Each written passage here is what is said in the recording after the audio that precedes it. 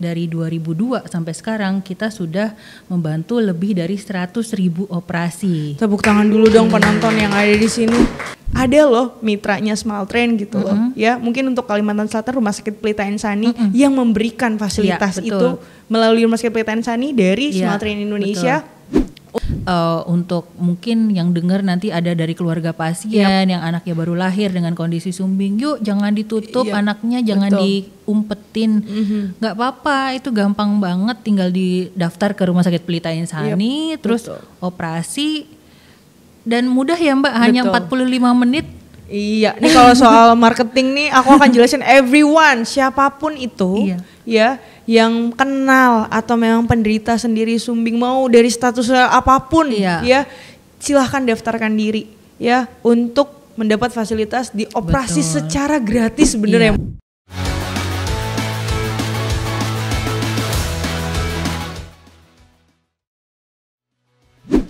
Assalamualaikum warahmatullahi wabarakatuh. Selamat siang semua. Bertemu lagi bersama saya Nanda Al-Humaira di podcast Pelita Insani episode 8. Ya, tepuk tangan dulu semua.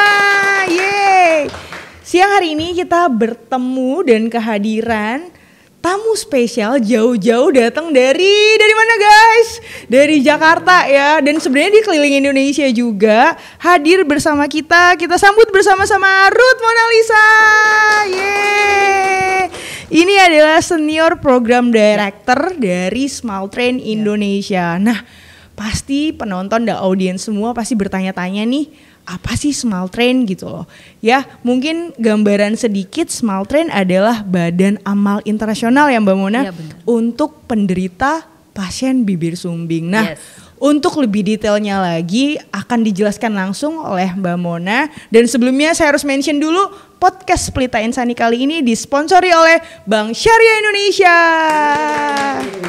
Alright, langsung saja penjelasan langsung dari Senior Program Director Smaltren terkait apa itu Smaltren. Silahkan. Thank you Mbak Nanda, so happy to be here. Akhirnya setelah berapa tahun ya. Iya, pandemi 2 tahun ya. Iya benar. Setelah 2 tahun akhirnya bisa kesempatan lagi ke sini dan hadir di podcast ini itu luar biasa banget buat kita. Yes, sekali lagi dong tepuk tangan. Jadi Smaltren itu apa sih? Smaltren adalah Badan Amal Internasional non-profit yang memang fokus untuk bantu operasi sumbing bibir dan sumbing langit-langit serta perawatan yang komprehensif. Perawatan sumbing komprehensif seperti apa? Misalnya seperti nutrisi, terapi wicara, terus ortodonsi dan psychological support. Itu yang menjadi concernnya Smaltren sekarang. Jadi Smaltren itu tidak hanya operasi saja. Memang operasi itu diperlukan. Memang itu core-nya kita, tapi juga kita mau menjangkau program, mengekspansi program tidak hanya operasi.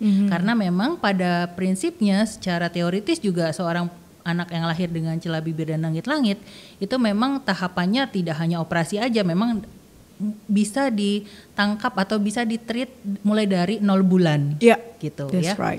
Dari 0 bulan sampai dengan nanti usianya biasanya sih sampai usia 18 tahun itu masih bisa ditangani gitu. Dan Smaltren sendiri itu kantor pusatnya memang ada di New York ya, di Amerika. Dan ada sejak tahun 1999. Jadi beberapa tahun tuh ya. Iya. Wait. Aku lahir 90 berarti saat aku umur 9 tahun Smaltren lahir. Udah ada, New York ya, US. Oke. Dan kalau sejarahnya ini di foundernya adalah seorang pengusaha IT company, memang dia adalah Chinese American dan yang memang ketika beliau ini sudah almarhum namanya Charles Wang. Ketika sudah almarhum, ketika beliau mengawali ini, beliau datang ke China dulu, menemukan kok ada pasien dengan sumbing. Jadi pasien pertama kita namanya Wang Li. Nah, Wang Li inilah yang ditemukan oleh beliau sehingga akhirnya beliau membantu operasinya dan akhirnya berpikir bahwa yuk kita bikin Smaltren nih. That's gitu. Cool.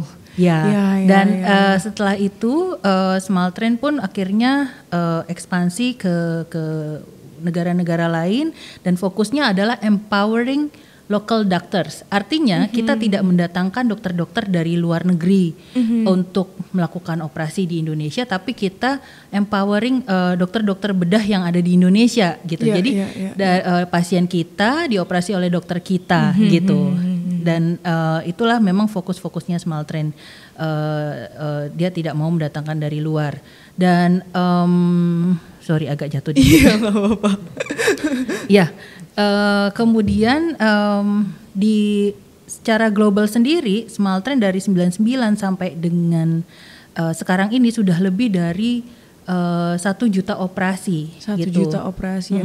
Itu since 99 ya. Oke. Jadi udah lebih dari 1,5 juta bahkan kemarin informasinya. Luar biasa. Dan itu paling banyak, mungkin pertanyaannya paling banyak di negara mana sih ya Mbak ya, gitu ya. Tentunya di negara-negara yang populasinya juga besar tinggi, gitu ya. Salah satunya di China, kemudian di India. Kalau Indonesia sendiri itu adalah negara yang ketiga terbesar itu yang kasus sumbingnya paling banyak. Gitu. Dan kemudian gimana kok bisa sampai ke Indonesia gitu ya. Nah, tadi 99, kemudian 2002 Smaltren mulai mengkontak cleft center yang ada di Indonesia, dan yang paling tua cleft centernya itu ada di Bandung. Namanya Yayasan Pembina Penderita Celah Bibir Langit-Langit. Dan dari 2002 itu Smaltren langsung tuh Mbak ke partner ini. Kemudian 2007 baru mulai ada representatifnya Smaltren di Indonesia. Jadi ada yang memegang. Ya? Jadi kalau di Indonesia sendiri dari 2002 sampai sekarang kita sudah membantu lebih dari 100.000 operasi. Tepuk tangan dulu dong penonton yang ada di sini. Luar biasa ya, bahwa bayangin aku aja. Aku merinding sih. 100.000 operasi itu bukan cuma pasiennya aja loh yang mendapatkan manfaat. Kebayang nggak? Satu pasien itu satu kelurahan, satu kecamatan, satu keluarga besar itu yang bahagia gitu. Jadi ya makanya kenapa Smaltren tetap mau fokus di satu kasus ini ya memang itu amanah dari founder kita.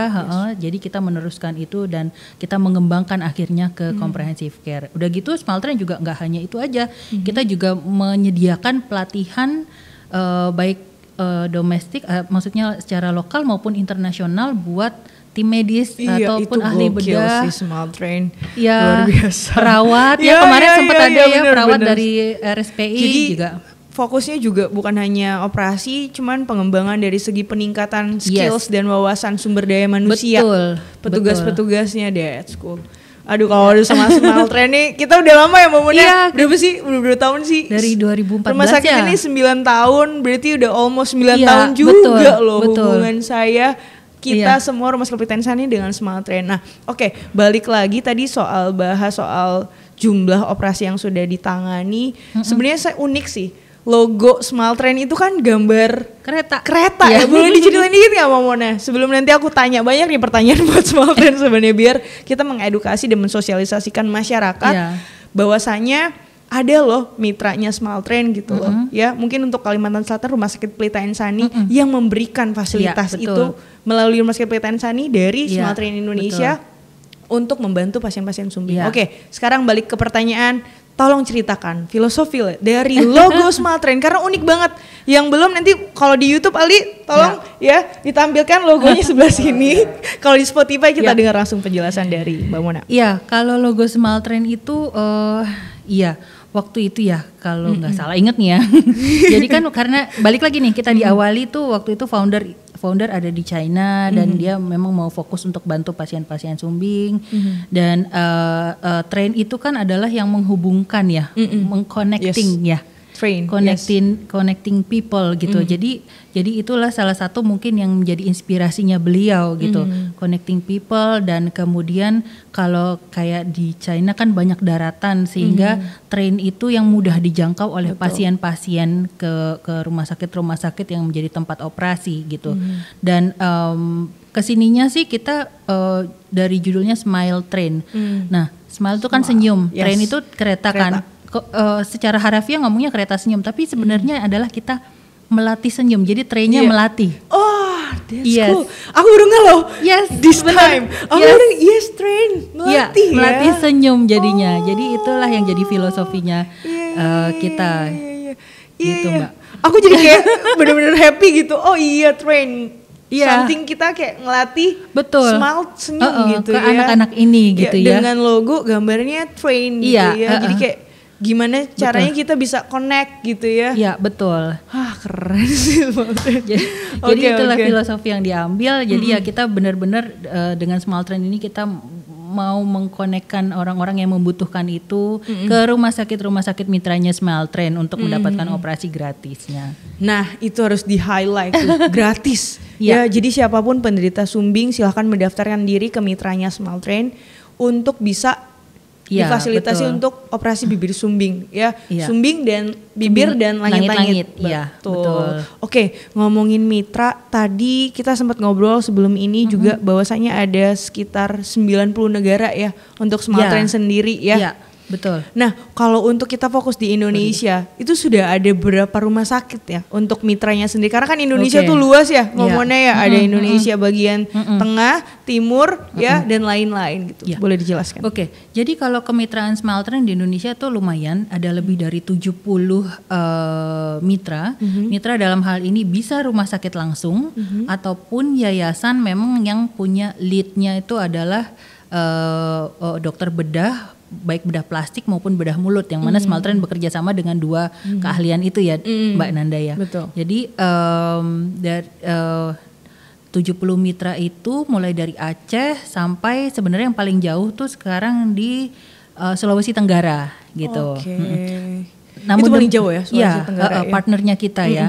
Tapi kita juga tetap melakukan di wilayah-wilayah yang kita nggak punya mitra. Jadi itu artinya adalah kita membawa tim medisnya Smile Train, mitranya Smile Train ke wilayah tersebut. Contoh kayak misalnya di Papua kita belum ada mitra gitu. Jadi kita bawa tim medisnya ke sana. Salah satunya Pelita Insani juga pernah betul. Kita bawa tim medis jalan-jalan ke Kalteng. Ke Kalteng waktu itu. Iya, betul. Jadi dan memang benar di Kalimantan Tengah kita belum punya mitra Mbak Nanda. Jadi bantuan dari mitra kita di wilayah lain tuh sangat bermanfaat buat mereka yang pasien-pasien yang ada di situ. Kenapa? Supaya pasien-pasien itu tidak menunggu terlalu lama gitu. Mungkin kita balik, kenapa sih emang pasien kalau nunggu lama? Ya Mbak. Betul. Ya karena kan memang pasien-pasien sumbing itu ada golden periodnya ya. Ini mungkin dokter bedah plastik yang di sini yang lebih ahli ngomongnya ya. Tapi memang sepemahaman kami semua bahwa pasien itu sebaiknya dioperasi sesegera mungkin, tidak lewat dari umur golden age yang biasanya 2 tahun. Artinya yang mendapatkan operasi yang kasusnya sumbing bibir maupun sumbing langit-langit. Nah kalau bibir itu kan biasanya di usia 3 bulan ya. 3 bulan minimal berat badan 5 kilo itu sudah bisa dioperasi. Kalau langit-langit biasanya bedah plastik di sini operasi itu usia 1 tahun, berat badan 10 kilo gitu ya. Pokoknya ideal lah berat badannya. Dan kalau lebih dari itu anak-anaknya udah keburu sengau Mbak Nanda. Betul. Nah ketika keburu sengau itu dioperasi, bisa apa nggak dioperasi? Oh tentu bisa gitu. Tapi setelah itu dia harus melalui tahapan terapi wicara supaya suaranya bisa diperbaiki gitu. Jadi memang concernnya Smile Train masih, PR-nya kita sebenarnya masih banyak Mbak Nanda. Gimana caranya kami juga bisa melatih sumber daya. Tidak hanya dokter ahli bedahnya aja, tidak hanya perawatnya memang yang udah biasa kita latih gitu, tapi juga ada terapi wicara, ada nutrisionis gitu. Jadi karena mungkin bedanya adalah contoh ya, misalnya program nutrisi memberikan layanan konsultasi laktasi ke pasien yang tidak sumbing itu kan sudah biasa gitu. Tapi ternyata pengalaman untuk memberikan cara menyusui kepada anak-anak dengan sumbing itu berbeda dan nggak semuanya langsung memahami walaupun sudah punya ilmunya gitu. Hal yang sama juga ke terapi wicara gitu. Mereka biasa melatih suara tapi beda dengan kasus sumbing gitu. Ada teknik tertentunya mungkin gitu ya. Jadi sehingga kita berusaha untuk merangkul memang keilmuan-keilmuan lain memang yang mau fokus untuk bantu anak-anak ini dan kita mau membantu dengan pelatihan. Misalnya nih kita gandeng trainer dari luar negeri memang yang udah programnya udah mantep banget nih gitu. Kayak di India kan program sumbingnya tuh udah mantep sekali gitu. Jadi mereka sudah lengkap, satu center aja ada semua specialty-nya gitu. Jadi pasien masuk ke Smile Train after tindakan surgery gitu ya, udah langsung ya. Bahkan dari 0 bulan. Dari konseling menyusui aja mereka sudah ada programnya gitu. Jadi itulah yang masih menjadi PR-nya Smile Train. Nah, garis bawah yang tadi ya, karena memang mungkin buat audiens yang denger dan yang nonton, pasien sumbing ini punya tantangan tersendiri ya, dari segi fisik ya, dan technical yang ada. Karena kan kalau kita lihat secara fisik ya, buat kita orang-orang umum ngelihat pasien bibir sumbing atau langitan sumbing kan ada celah di sini. Jadi kita kebayang kalau sebagai umum nih, bukan ngelihat dari medisnya, mereka punya kesulitan dari segi konsumsi makanan. That's why mungkin ada beberapa yang malnutrition gitu-gitu ya. Betul. Dan belum yang di dalam langit-langitnya gitu. Jadi ada tantangan tersendiri sih.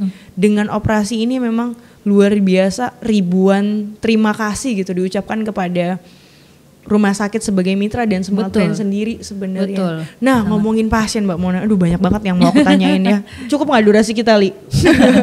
Oke. Untuk kan Mbak Mona pasti dan tim ya, khususnya tim Smile Train Indonesia tuh pasti udah menjangkau banyak daerah nih. Boleh gak sih cerita unik ke daerah mana yang memang benar-benar jadi itu dia cerita yang unik gitu loh. Ya, boleh gak sih Mbak berbagi cerita dengan kita? Kalau rumah sakit Pelita oke, kita di Kalimantan Selatan, kita udah bermitra almost 9 years gitu. Nah, Mbak Mona kan udah ke pelosok-pelosok daerah ya. Boleh gak sih cerita ke kita sendiri? Nanti cerita dari sisi pasiennya. Ini perjalanan timnya dulu nih. Timnya sendiri untuk menjangkau daerah-daerah pelosok di Indonesia. Iya sih, luar biasa sih tantangannya karena kan walaupun kita kita info bahwa ini Smile Train menyediakan operasi gratis, tapi kan kita harus tahu info kita itu bisa sampai nggak sih ke pelosok-pelosok itu dan apa yang harus kita lakukan. Kalau di kota-kota besar mungkin mudah ya, misalnya kayak gini dengan podcast gitu, tapi bagaimana dengan mereka-mereka yang di sana gitu, kok bisa tahu gimana kita bisa menjangkau mereka gitu kan. Nah banyak hal sih yang kami lakukan gitu. Kita kerjasama ada juga dengan pastinya relawan, terus ada juga pekerja sosial di wilayah-wilayah yang kita nggak punya partner. Kemudian kita juga kolaborasi dengan komunitas atau komunitas kepemudaan tuh mereka sangat concern juga ya. Sangat concern dan benar-benar mau menjemput pasien sampai ke rumahnya gitu, karena kan ya itu transportasi itu menjadi tantangan. Artinya ada operasi gratis tapi mereka nggak punya duit untuk ke rumah sakit, ya mereka nggak mau datang loh Mbak. Betul.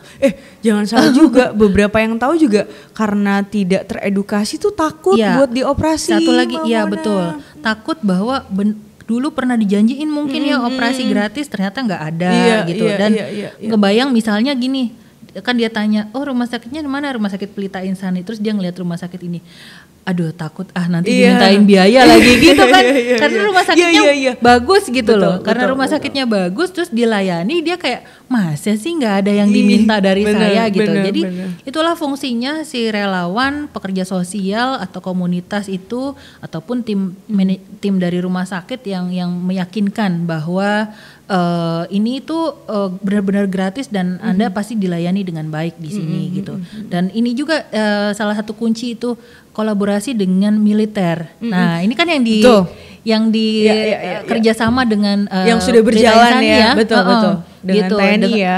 Dengan Kodim ya di sini Kodim gitu. Dan 14. itu memang sangat efektif karena masyarakat percaya ternyata terhadap institusi militer, baik TNI maupun Polri gitu. Jadi ketika mereka yang sampaikan bahwa ini benar operasi gratis, ternyata mereka lebih cepat mau dibanding trustnya tinggi ya. Trustnya lebih tinggi gitu, karena kan nggak mungkin TNI Polri ngasih minta bayaran gitu ya. Oke. Jadi ya geografis Indonesia itu tantangan terbesarnya sih, karena kan Indonesia terdiri dari banyak pulau dan bagaimana bisa menjangkau pasien-pasien yang ada di pulau itu. Contoh nih, kan saya pegang area Indonesia Timur dan saya sering ke NTT tuh. Di NTT kan banyak pulau ya. Salah satu contohnya Pulau Alor atau Pulau Adonara gitu, dan kita bingung waktu itu gimana ya cara supaya bisa dapat pasien dari situ, dan atau ada permintaan dari sana tapi kita nggak tahu gimana harus menjangkaunya ya. Itulah gunanya kita kerjasama sama komunitas-komunitas lokal itu. Akhirnya apa, mereka yang bantu untuk mendatangkan sampai ke rumah sakit. Padahal kalau dengar gitu merinding ya. Iya. Kayak gimana mereka concernnya ya, membantu, support gitu ya. Iya, itu yang memang masih akan terus menjadi tantangannya kita. Tapi ya itu ya yang kita siasati dengan kerjasama sama TNI Polri itu sangat membantu sekali sih. Oke, tadi cerita soal kayak gimana tantangan dan perjalanan tim sendiri, pengalaman juga dengan mitra, terus kayak gimana kita ngejangkau pasien. Nah, pengen dengar cerita Mbak Mona, kemarin pernah cerita ke aku juga secara personal, kita harus ceritanya berbagi ke audiens yang ada. Cerita unik dari pasien bibir sumbing itu sendiri. Mungkin ada satu yang membekas gitu, yang berkesan, boleh dibagi-bagi kita ya Mbak Mona ya. Silahkan.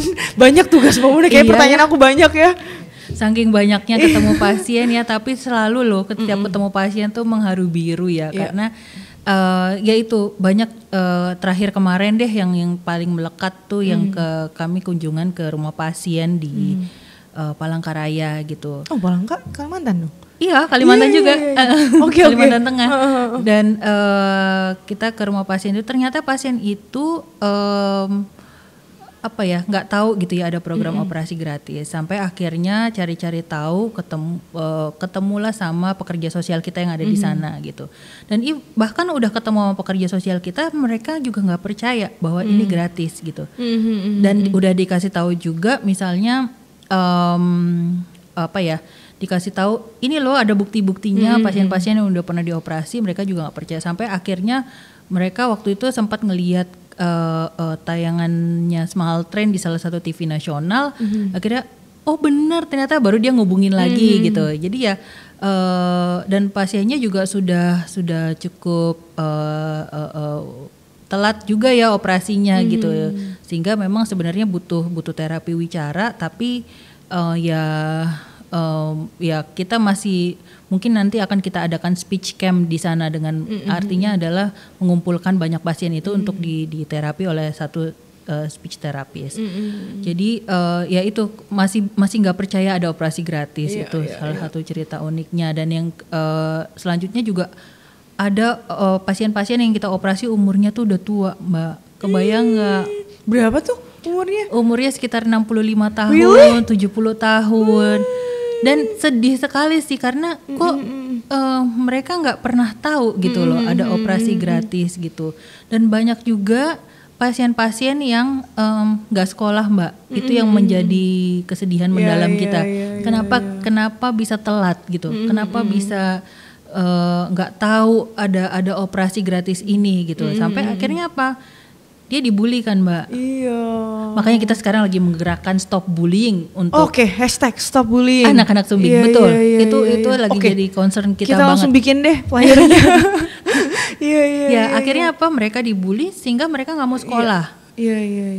Ya, jadi sampai besar itu ditanya nggak mau sekolah, kenapa ya mereka menyalahkan karena mereka punya diferensiasi dari kebanyakan yang lain ya. Padahal kalau cepat dioperasi, itu tuh kayak nggak kelihatan loh, Mbak, sebenarnya kalau dari usia dini dioperasi. Makanya untuk mungkin yang dengar nanti ada dari keluarga pasien yang anaknya baru lahir dengan kondisi sumbing, yuk jangan ditutup anaknya, jangan diumpetin, nggak apa-apa, itu gampang banget, tinggal didaftar ke Rumah Sakit Pelita Insani, terus operasi, dan mudah ya, Mbak, hanya 45 menit.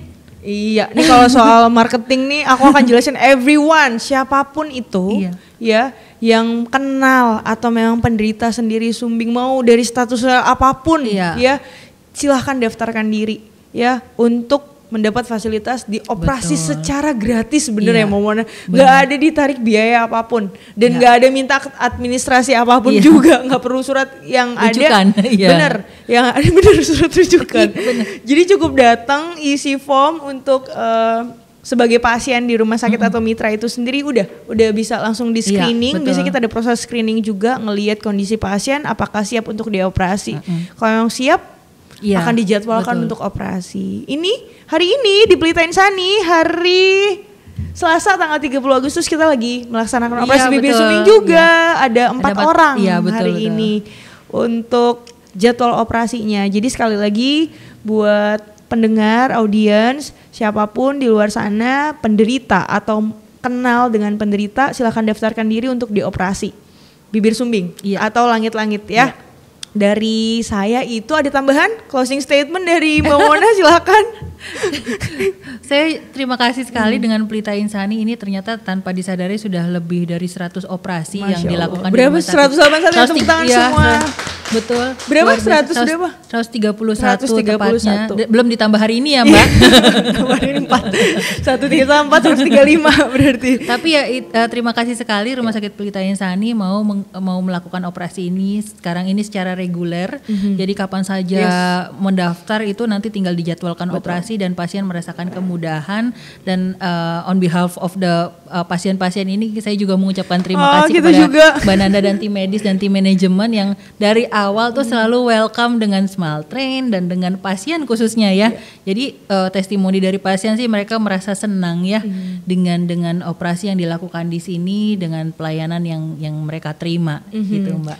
Oke, kalau Mbak Mona say thanks, kita juga, saya mungkin mewakili manajemen Rumah Sakit Pelita Insani dan teman-teman semua dari tim medis. Kita punya tim Smile Train juga di Rumah Sakit Pelita Insani. Ngucapin terima kasih banyak untuk Smile Train Indonesia. Bonding kita udah dapat banget. Flashback tadi ya sekitar 8-9 tahun yang lalu. Saya inget banget ada beberapa tim dari Smile Train ya buat ngelihat kesini visitasi dan akhirnya kita jadi mitra till now gitu. Tiap ada info akan ada kedatangan tamu dari Smile Train Indonesia tuh udah paling excited banget pengen ketemu ya, karena memang bonding kita sekuat itu gitu loh. Mudah-mudahan perjalanan ini akan terus sampai ke depannya continuously ya.